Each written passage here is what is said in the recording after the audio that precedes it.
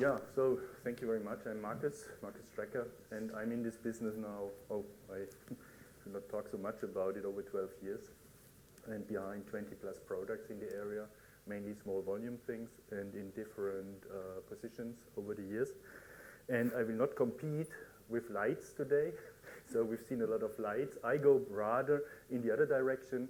We focus mainly today on sports and healthcare topics, and we go with sensors on the body, but I'll come to this a bit later. I give you a short run through what I've seen in the past, what has been there, because a lot of people are not aware how many things were already out there, because you don't see them in big volume, and they are not so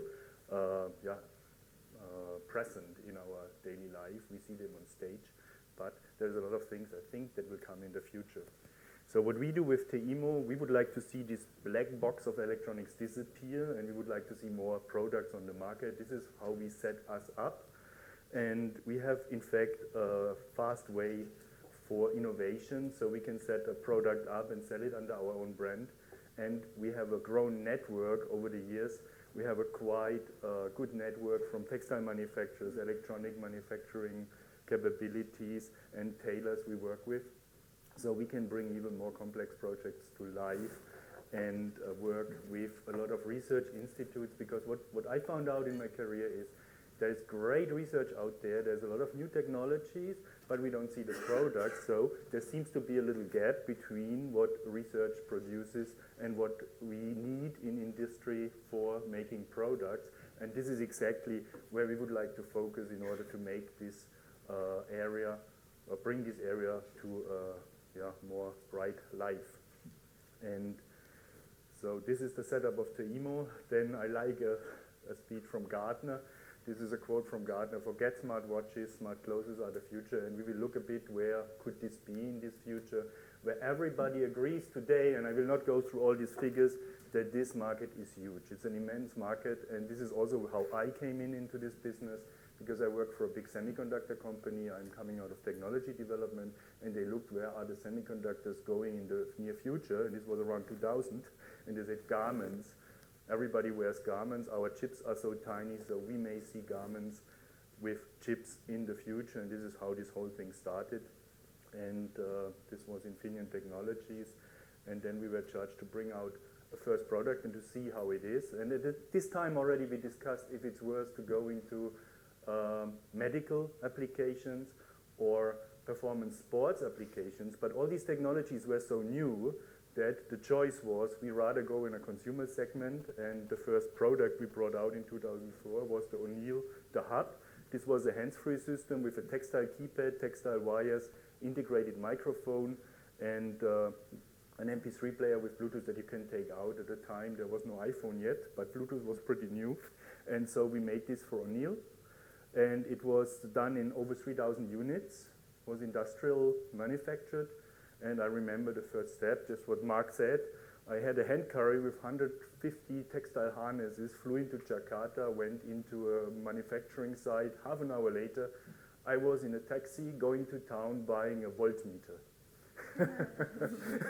And then arms up, and we set up a complete little quality, quality control, test systems, made the people aware, because our textile wires, we got garments back where they cut through the wires, they sew them back together, and they say, oh, it looks great. Or I said, yes, it looks great, but unfortunately it does not work anymore.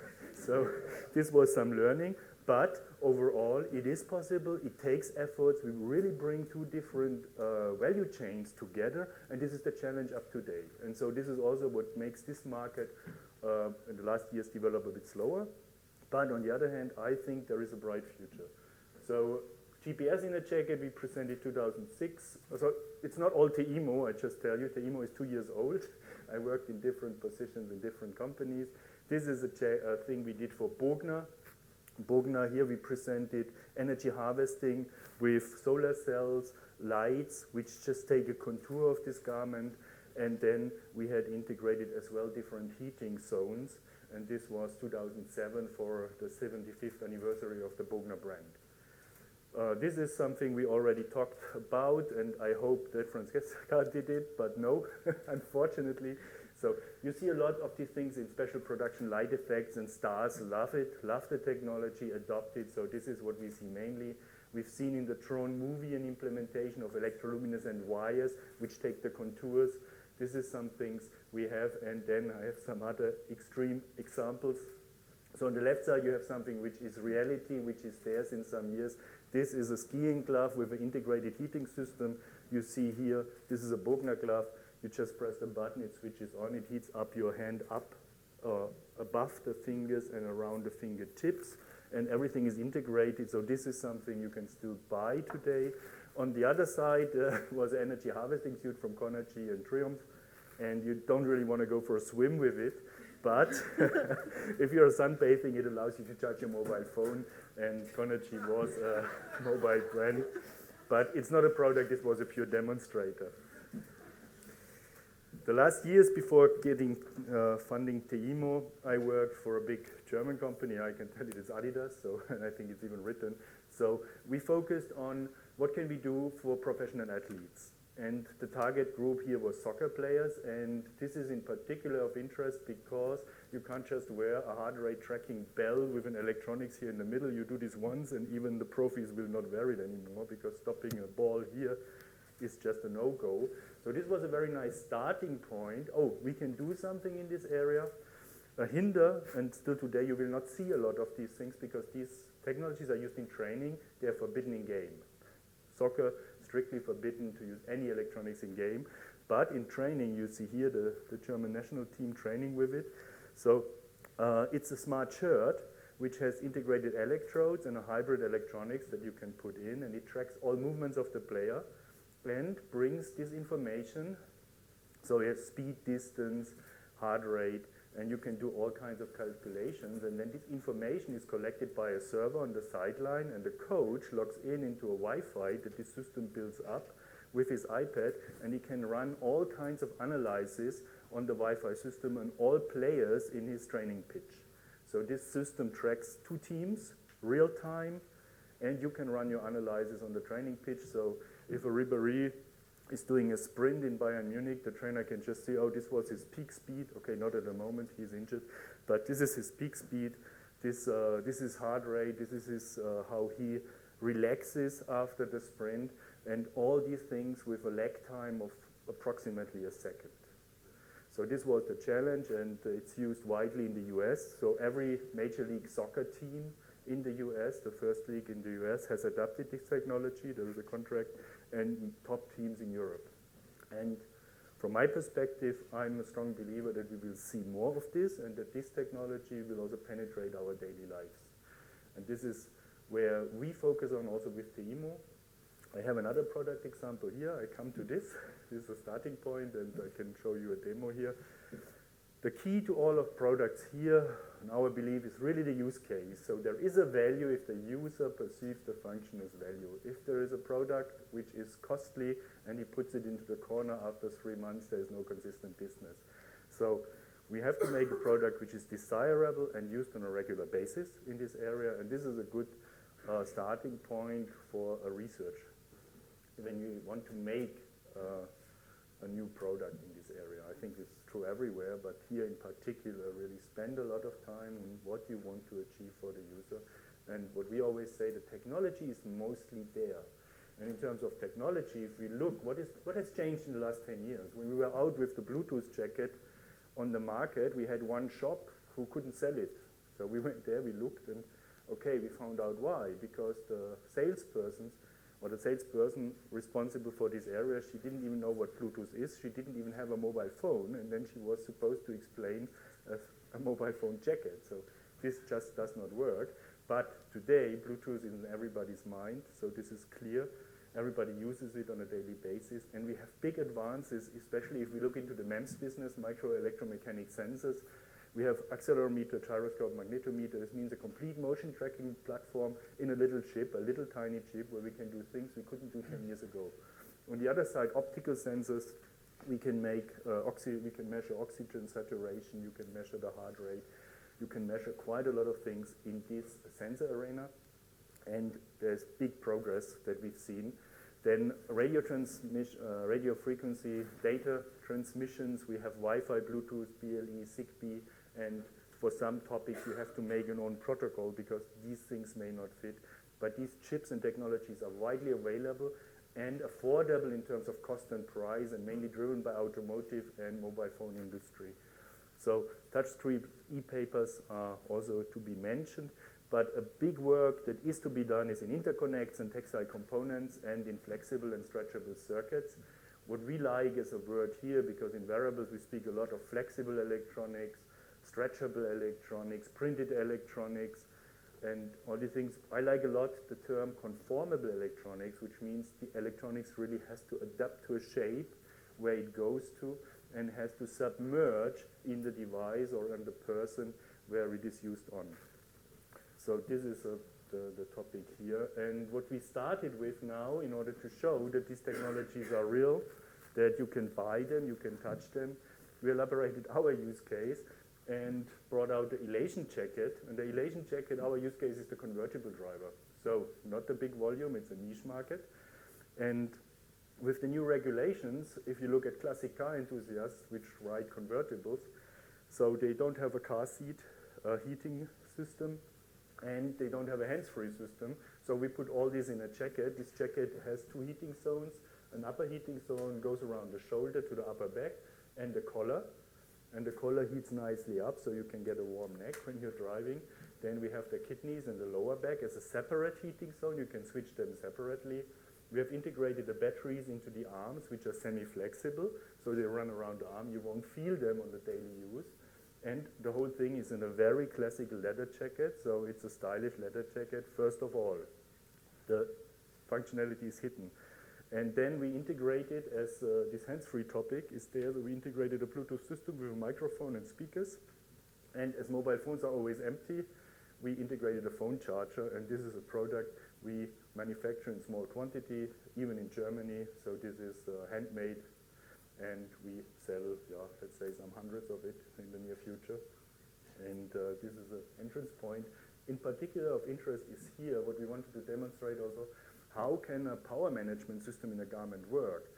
We have split the weight of batteries for such a powerful system because you need a lot of energy to heat, as we know. So we split the batteries in two, put them in the arms, made them intelligent, and added a complete power management system. So I can plug it to the car, run the energy out of the car, and when I unplug the car, it runs out of batteries. I can hot swap batteries. I can put an empty, a full battery inside.